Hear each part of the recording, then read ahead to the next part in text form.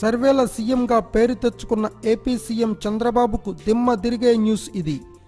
ఇప్పటి వరకు తన ఎమ్మెల్యేలు, తన మంత్రులు తన పాలన గురించి తనకు తానే రహస్యంగా సర్వేలు చేయించుకుంటూ ఫలితాలు ఎలా ఉన్నా బాగున్నాయనే విధంగా ప్రకటనలు గుప్పించుకుంటున్న సీఎం చంద్రబాబుకు తాజాగా ఓ సర్వే విడుదల చేసిన రిజల్ట్ తెలిస్తే షాక్ అవ్వక తప్పదు.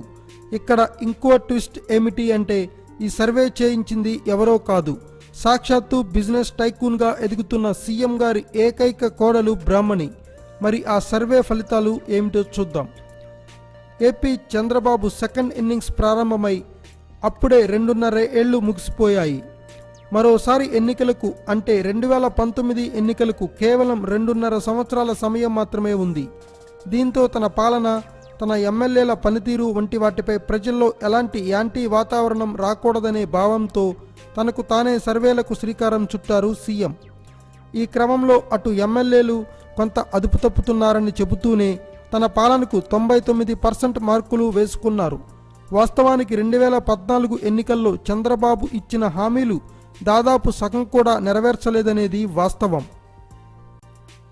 ముఖ్యంగా డ్వాక్రా రుణాలు, నిరుద్యోగ భృతి, కాపు రిజర్వేషన్, ప్రభుత్వ ఉద్యోగాలు, కాంట్రాక్ట్ ఉద్యోగుల క్రమబద్ధీకరణ వంటివి పెండింగ్లోనే ఉన్నాయి. అయినా కూడా బాబు సర్వేలో ఆయనకు ప్రజలు బ్రహ్మరథం పడుతున్నారు. ఇదిలా ఉంటే మరో పక్క బాబు కోడలు బ్రాహ్మణి తాజాగా రహస్యంగా ఓ సర్వే చేయించారట.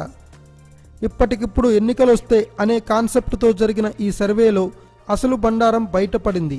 రాష్ట్రంలో ఇప్పటి పరిస్థితుల్లో ఎన్నికలు జరిగితే 175 సీట్లకు గాను వైఎస్ఆర్ కాంగ్రెస్ పార్టీ కనిష్టంగా 97 స్థానాల్లో జయకేతనం ఎగరవేసే అవకాశాలున్నాయని తేలింది.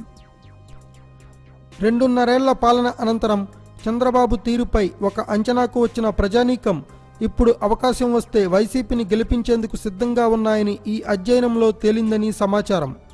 రాష్ట్రంలో ప్రాంతాల వారీగా చూసుకుంటే గత ఎన్నికల్లో బాబు అధికారంలోకి రావడానికి కీలకంగా నిలిచిన గోదావరి, అనంతపురం జిల్లాల్లో టీడీపీకి తీవ్రమైన ఎదురుగాలి వీస్తోందని ఈ అధ్యయనంలో తేలింది. డ్వాక్రా రుణాలు, రుణమాఫీ, కాపు రిజర్వేషన్లు ఈ జిల్లాల్లో టీడీపీ పుట్టిముంచబోతున్నాయని సర్వే కుండబద్దలు కొట్టిందట.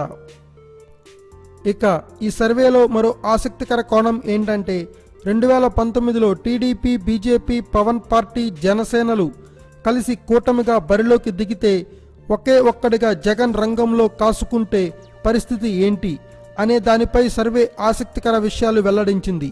వైకాపా 97 పై స్థానాల్లో విజయం సాధిస్తుంది. ఆ కూటమి 70 స్థానాలకు పరిమితం అవుతుందని ఈ అధ్యయనంలో తేలింది.